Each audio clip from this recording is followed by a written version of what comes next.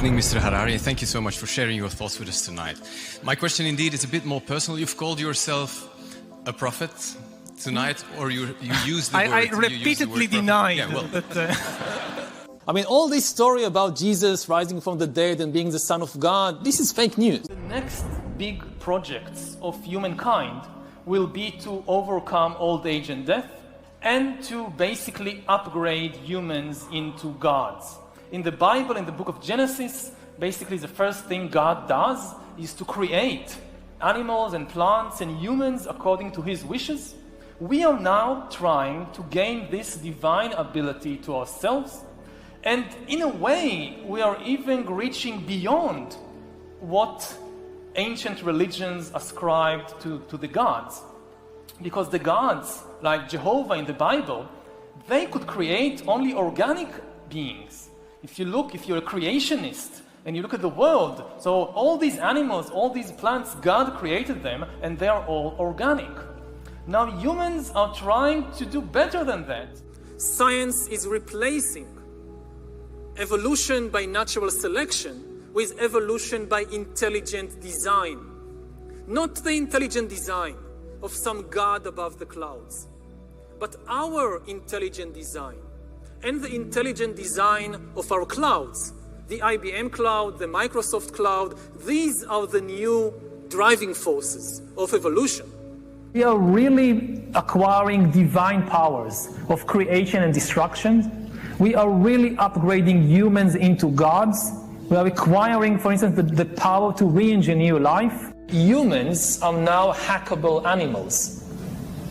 You know, the whole idea that humans have, they have this soul or spirit and they have free will and nobody knows what's happening inside me. So whatever I choose, whether in the election or whether in the supermarket, this is my free will, that's over. We don't have any answer in the Bible what to do when humans are no longer useful to the economy. You need completely new ideologies, completely new religions, and they are likely to emerge from Silicon Valley or from Bangalore and not from the Middle East. And they are likely to give people visions based on technology. Everything that the old religions promised, happiness and justice and even eternal life, but here on earth with the help of technology and not after death with the help of some supernatural being. That in 200 years, Earth is dominated by entities which are more different from us than we are different from Neanderthals. Different bodies, different brains, different minds. Artificial intelligence and technology in general are going to break out of this limited realm of organic biology and create something completely new. Surveillance, people could look back in 100 years and identify the coronavirus epidemic as the moment when a new regime of surveillance took over, especially surveillance under the skin, which I think is maybe the most important development of the 21st century, is this ability to hack human beings, to go under the skin, collect biometric data, analyze it, and understand people better than they understand themselves. This, I believe, is maybe the most important event of the 21st century. Maybe in a couple of decades, when people look back, the thing they will remember from the COVID crisis is this is the moment when everything went digital. And if this was the moment when everything became monitored. That we agreed to be surveyed all the time, not just in authoritarian regimes, but even in democracies. And maybe most importantly at all, this was the moment when surveillance started going under the skin. Because really we haven't seen anything yet. I think that the big process that's happening right now in the world is hacking human beings, the ability to hack humans, to understand deeply what's happening within you, what makes you go. For that, the most important data is not what you read and who you meet and what you buy, it's what's happening inside your body. So we had these two big revolutions, the computer science revolution or the infotech revolution and the revolution in the biological sciences. And they are still separate, but they are about to merge. They are merging around, I would say, the biometric sensor. It's the thing, it's the gadget, it's the technology that converts biological data into digital data that can be analyzed by computers. And having the ability to really monitor people under the skin, this is the biggest game changer of all. What we've seen so far, it's corporations and governments collecting data about where we go, who we meet, what movies we watch. The next phase is the surveillance going under our skin. Mass surveillance systems established even in democratic countries, which previously rejected them, and we also see a change in the nature of surveillance. Previously, surveillance was mainly above the skin. Now it's going under the skin. Governments want to know not just where we go or who we meet. Above all, they want to know what is happening under our skin. What's our body temperature? What's our blood pressure? What is our medical condition?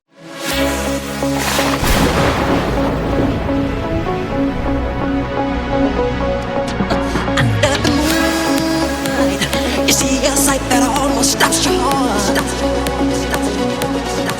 You try to scream, but terror takes the sound before you make it. You start to freeze as horror looks you right between the eyes. You're paralyzed, 'cause this is damage.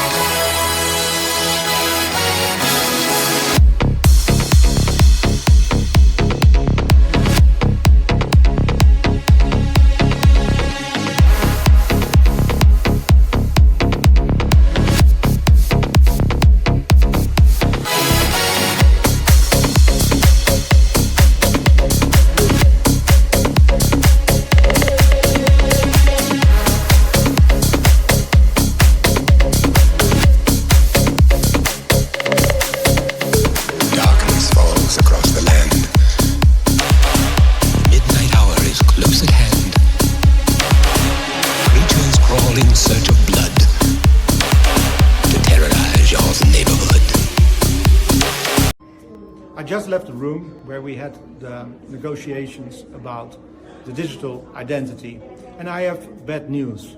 The member states and the European Parliament came to an agreement. That means that probably not far from now, the digital identity will be a fact in the European Union. Right after this agreement, Commissioner Breton said, now we have the digital identity wallet, we have to put something in it. And what he meant was the digital euro, also known as the central bank digital currency. And this is a very bad development. They always promise us not to make this connection. And even a lot of experts, privacy experts and security experts, warned also last week this is a very bad idea for our privacy and our freedom. And still, this digital identity is pushed through. But it's not too late, because we still have to vote on this in the plenary. So what you can do, send your MEP from your member state an email and tell him or tell her that you are against this tool.